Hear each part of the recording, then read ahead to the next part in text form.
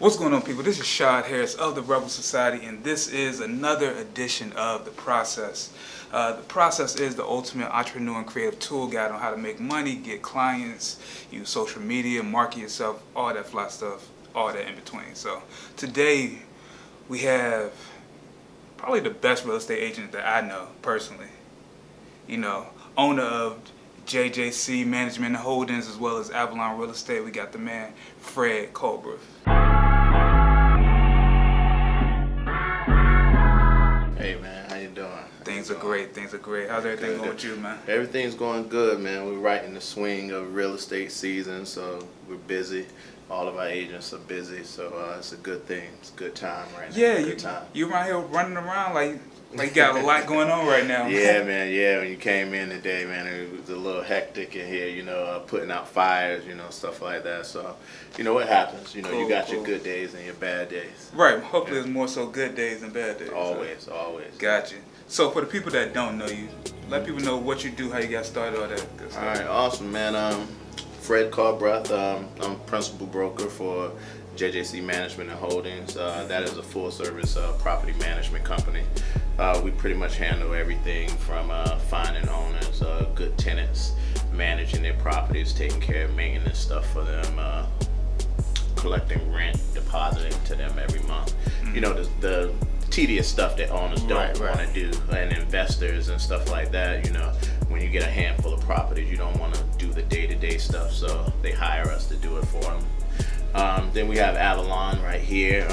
That is a real estate firm that pretty much concentrates on buying and selling of real estate. So it's pretty much a little bit different than JJC, but it's still, you know, for licensed real estate agents, you know, people that are looking to purchase a home, sell their home, and things of that nature. Also with investors as well. Gotcha. Yeah. So for people that don't know you, it seemed like you've risen above just a regular real estate agent. It seemed like a lot of, you know, black guys or black people that kind of hop into it, usually people are just comfortable being a real estate agent. Mm-hmm. So how did you kind of maneuver yourself, or matter of fact, talk about how you got started as well as how you were able to maneuver yourself to get to owning your own real estate agent. That's a good story, man, because I started out, my actual major in college, I went to Norfolk State University. Oh, the green and gold? Yes, sir, yes, sir.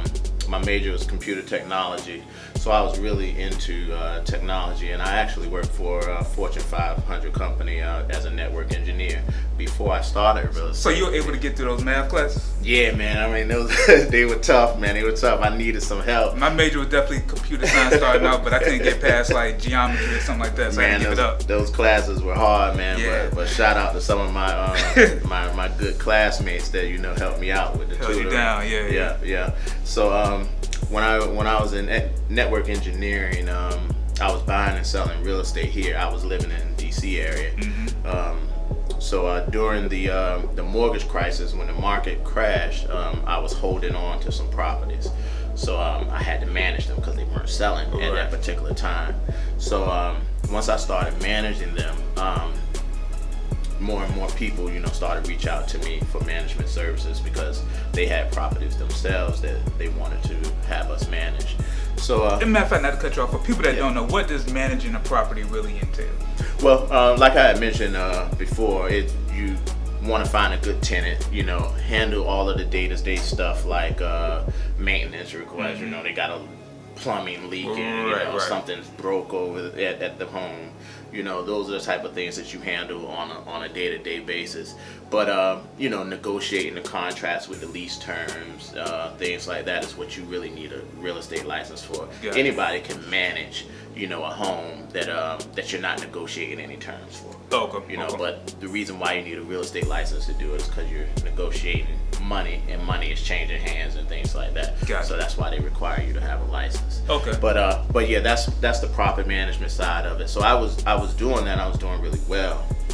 But the reason why I decided to get my real estate license, because I was doing this without a real estate license. Mm-hmm. I was managing my own homes. So the more and more people started to ask me to do it, I said, well, maybe I could get my license. So I started to look into get my real estate license. So this particular company that I'm working for, I don't want to say no names, but I wasn't really doing anything Right. there. You know, I wasn't maximizing my potential, and I prayed for this job. And once I got it, you know, I was like, man, I got a pension, 6-figure salary. You living the corporate life. Yeah. I'm gonna retire, but be careful what you wish for, because I got that job and I absolutely hated it. So during that time, I started to study for my real estate license and not doing the job that I was supposed to do. Right. Once I got my license, more and more people started to hit me up about managing properties. So once my portfolio built up, I was making more money managing properties than I was actually in my regular job. So I asked my manager to lay me off. You asked to be laid off? Yeah, I asked to be laid off. I said, listen, you know, I need. Wouldn't it be considered a fire though? Well, there was a method to my madness. Okay. So the reason why I wanted to be laid off is because I wanted severance. Right. Right. So were they laying off people at the time? Or? Not at that particular time, but then there came a time where there was a RIF, which is called a reduction in force. So there was this guy that sat beside me at work. His name was on the RIF, and he had just got married. He bought a house, had a brand new newborn baby. So you pretty much sacrificed yourself. Yeah, so you know, I felt bad that he was getting riffed, and I'm sitting up here asking to get riffed, and they wouldn't riff me. So I said, okay. I went to my manager. Look, you know, this guy needs this job way more than I do. You know, I have secondary income. I'm a licensed real estate agent. You know, I'm doing my own thing out here. You know, you can switch our names. Right. He actually said no. So you're just having a bad day. Go back to work. So I really went to work, kicked my feet up on the desk, and I'm not doing anything else in here. And then he finally got it. He was like, are you really making that much money in real estate? I was like, yeah, I am. Like, okay, well, I'm gonna go ahead and switch our names. So it was a blessing, you know, for that guy, because he got to keep his job, and then, you know, I got to do what I love doing. You know, so that's how I really got into it. So once I did that, I moved back down here to Virginia Beach area, and I opened up the firm. So because they gave me a severance, you had some money. I had money to be able to chill and totally concentrate on real estate. So what I did was I really concentrated on building my portfolio, and when I build my portfolio, then I have residual income that's coming in monthly. Gotcha. A lot of people want to do property management because they want that check every month. Because as a normal real estate agent, you're only going to get a check when you close on a house. And you never know when that's going to be. How big are those checks though?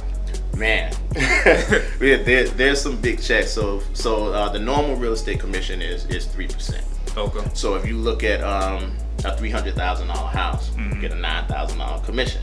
Not bad. $300,000 house is not hard to come by. There are people buying those all the time. Right. But then, you know, you also have, you know, your $150,000 houses. That's right around the norm. $200K. So that's $6,000 check, and I mean that's still a nice check.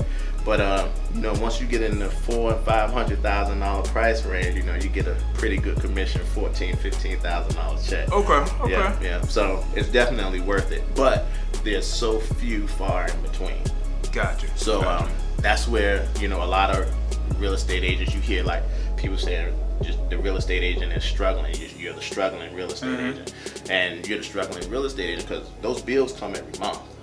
But at the end of the day, if you're not closing on the house, you know, regularly, then your bill's gonna start. Then you'll be struggling. Right. So I always advise, you know, agents who I meet with, you know, when you first come into the game, don't quit your day job. You know, wait until you build up your clientele. You know, and once your clientele is built up and you're making, you know, money on a regular basis, then consider it. Maybe go part-time or something like that. But how do you build up your clientele doing real estate? Because people aren't just buying like multiple houses at one time. They buying a house and they cool with that house for 30 years or so. And that goes into marketing. So when you first get your real estate license, the number one thing I tell people to do, you have to market yourself. Right. So the old school way of marketing yourself is passing out your card. You know, you meet people, pass cards out. You know, that's the old school way. In this generation, you know, online presence is everything. True. Which a lot of people don't have. Yeah.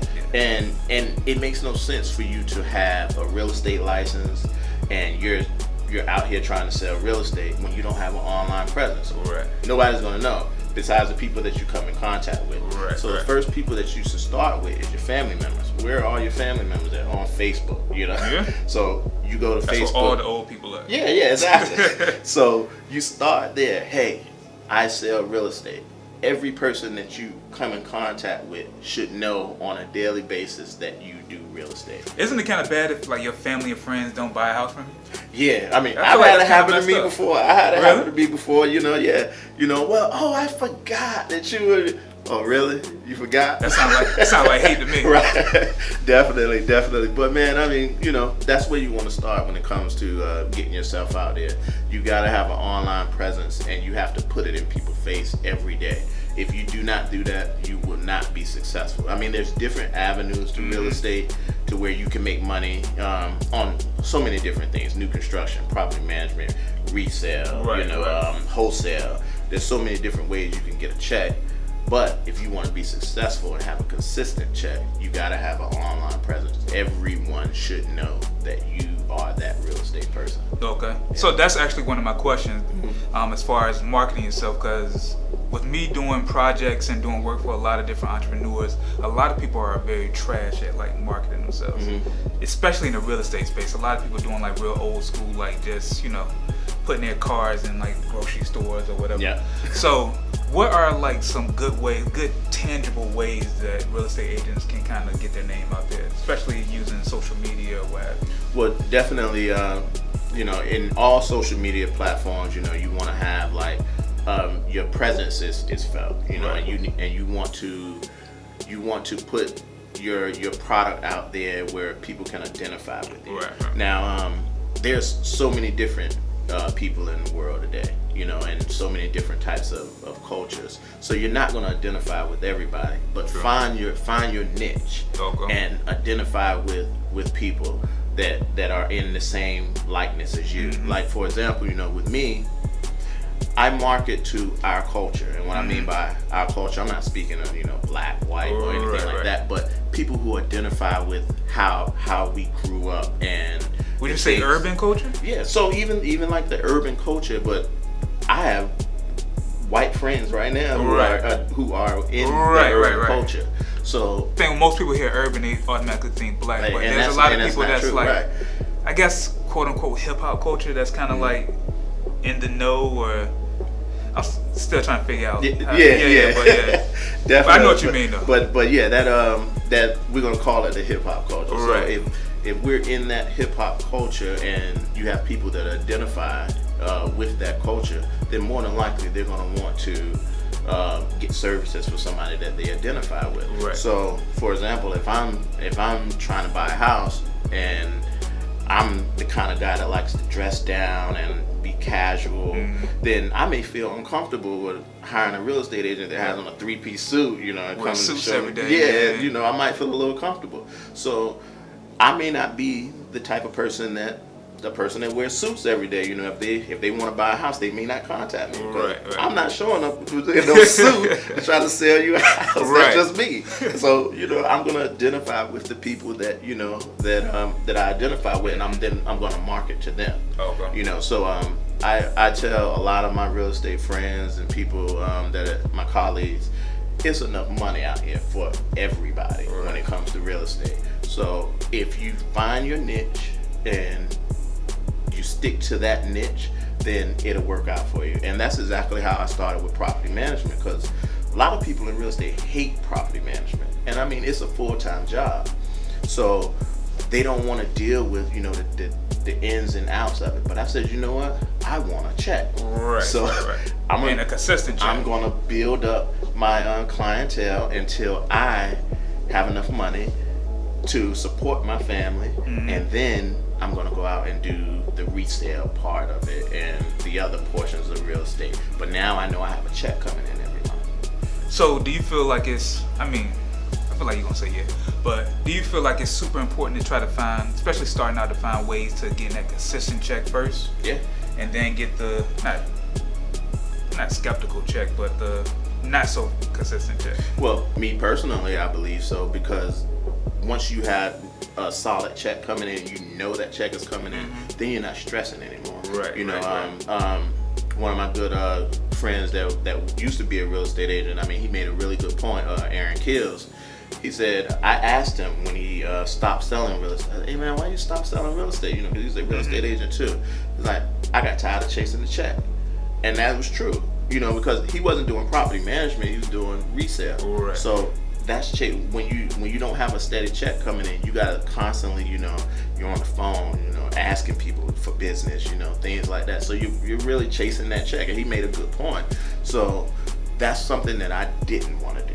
So that's why I went the way that I went. But a lot of people say it was ass backwards. Right. You know, a lot of brokers and firms are going to tell you don't do property management. Actually, you have major firms out here that won't even allow you to do property management. Really? So if you get your real estate license and you go to their firm, you say, hey, you know, I want to do property management. Say, no, we can't do property management here. So that's why they come to me. and that's then why you make your money. and I allow them to do property management. I teach them all about property management. They don't even give a lot of property management classes in this area because it's so taboo to do property management over anything else.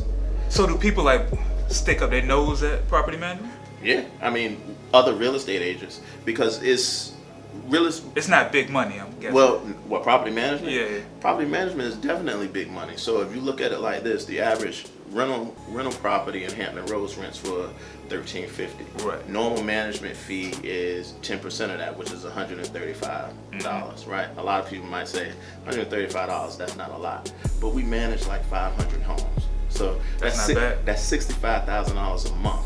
That's $750,000 a year. So the money is there if you build it. I feel like I need to go ahead and start managing a couple properties. Right. I definitely understand, but man, that's why I tell people, you know, get into property management and get you a check. Right. Because once you do that, then you can concentrate on building your business, you know, and branching out to doing other things. You know, I always use the analogy. This analogy that I use when I'm explaining the difference between property management and resale real estate.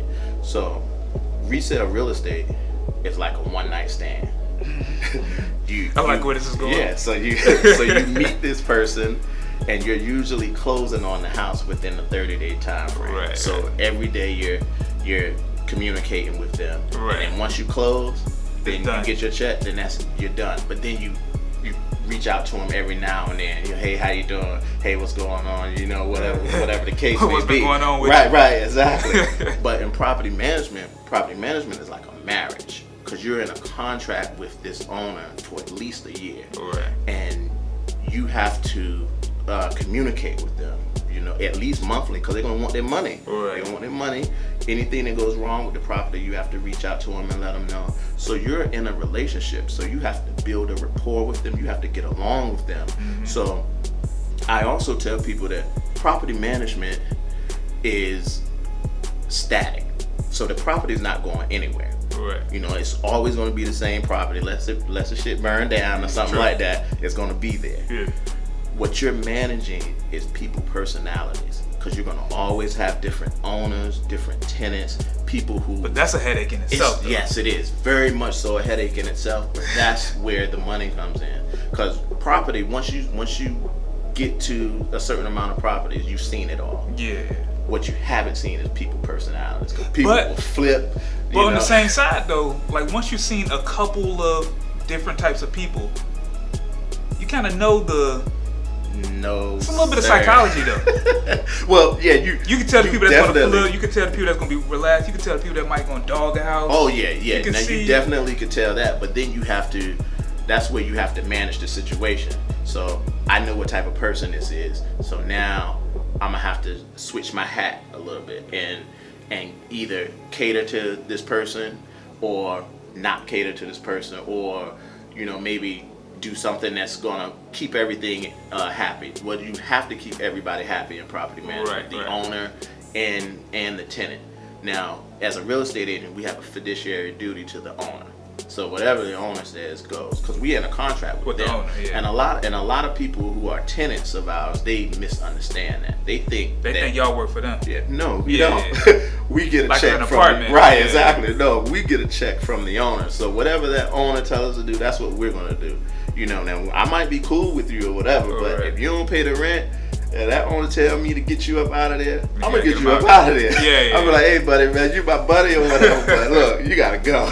Right. So those are some of the, you know, the things in property management, the differences between resale and, you know, property management. But So with your field, how much of it is psychology? as far as property management is concerned, Probably you might have to do a little bit with real estate too, right? well, yeah, Yeah. you definitely. But as far as property management is concerned, you definitely, it's psychological when it comes to dealing with owners, because you have all different types of personalities, like I said. So yeah, it's more that than anything else, because property's static, it's not going anywhere. Right. Now in resale, I mean, it's psychological as well, but you don't have that time period with that particular person. You know, you only have like that roughly 30-day time frame of where you're interacting with that person. So you can turn it on and turn it off like this within 30 days. But if you are in a 1 year, 2, 3 year contract with someone and you're dealing with them, you know, personalities are going to come out, you know, because you're going to have different things. You know, resale, it's pretty much cut and dry what's going to happen. You're going to put a contract on the house, have a home inspection, you know, go through the pre-closing walkthrough, and then you go to the closing table, and after that, it's bye-bye, you know. Okay. Other than that, you know, in property management, you're in that relationship. Remember, like I said, it's a marriage. Right, marriage, not Yeah. one night stand. Yeah, it's not a one-night stand. So Yeah. to piggyback on that last question, something that I just started thinking about, like when you try to get, you know, real estate agents to join Avalon, what are some of the traits or attributes that you look for when looking for a real estate, like a good real estate agent? I look for someone who's genuine. So who genuinely care about their job and genuinely care about the people that they're working with. Right. You know, I don't want any agent to come work for me or work at Avalon that's just looking for a check. Yeah. Because you're just sliding down a slippery, quick slope, and I already know what's at the end of it when you come just looking for a check. If you actually love what it is that you do, love interacting with people, because you will always have to interact with people to be successful.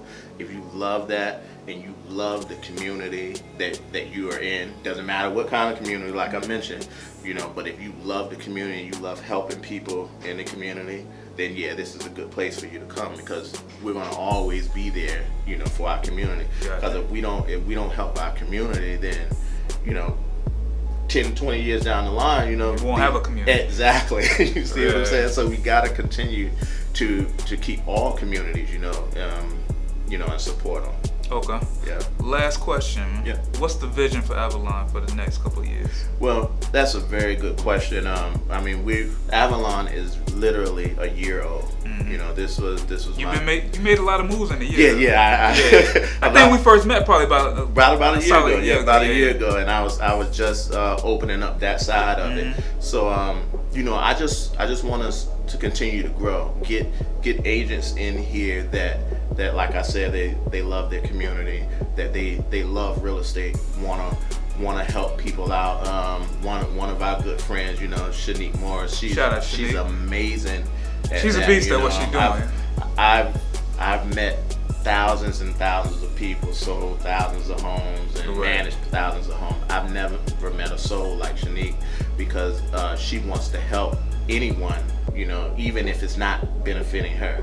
You know, and that's the good thing about it. A lot of people want to do that. Yeah, you know, hey, you know, let me come take a lockbox, you know, all the way across town for you. You know, it's not my listing, and I'm not going to make any money off this, but I just want to help. And you know, once I saw that and her soul was so pure, I just had to, you know, have her, you know, with me. And I mean, it's just been amazing since she's been on board. And there are a lot of different other agents that are out there that are like that. And you know, we are a real estate firm that we're not concentrating on, you know, the bottom line. What, how much money you're gonna make me, and that's what most real estate firms are looking for. They want you. They only worry about the numbers. Yep, man. If those numbers are not right, they don't want you around. Right. See, over here at Avalon, we want to make you successful, because if you're successful, we're going to be successful. So we're going to market you as much as we possibly can and get you out there, so you can start to build your business. If you're building your business and you're making money, then you're going to be happy. Then of course we're going to be happy as well. Be good as well. Yeah, so it's a win-win situation. Okay. Yeah. Okay. All right, so let people know where they can find you at, all that good stuff. Hey, well, I'm Hologram Fox on Instagram. Where did the name Hologram Fox come from, man? A lot of people ask that, man. So before that, I was Freddie Fox, clearly, because my name is Fred. But man, I lived a different lifestyle back in the day. It's well documented. I was a little rough around the edges. Right. Me as being a person now, it's just a hologram of what I used to be. So I'm totally a different person. My foundation will always be the same. Same principles and morals. Exactly. But I'm a different person. Your day-to-day activities. Yeah, I'm not into the day-to-day activities anymore. So now I'm just a hologram. See that? Okay. So that's where it came from. Okay. But yeah, man, and we're also we're located at 4445 Corporation Lane in Virginia Beach. That's where our headquarters office is. We also have another office on Fountain Drive in Newport News. Try to cover both sides of the water. Gotcha. But yeah, man. I didn't know y'all was out there. Yeah. So we're definitely we're trying to grow as quickly as possible and get some of the best agents over here that we can help them grow as well. Gotcha. Yeah. Okay. All right. Well, I hope y'all really like this conversation. It was a lot of stuff I didn't even know about this man right here. So make sure y'all subscribe to this. Make sure y'all like, comment, share, all that great stuff. Make sure you follow me at Shy Harris, as well as the Rebel Society XXV on pretty much everything. And stay tuned for more conversations. So good day, good evening, good night. Peace.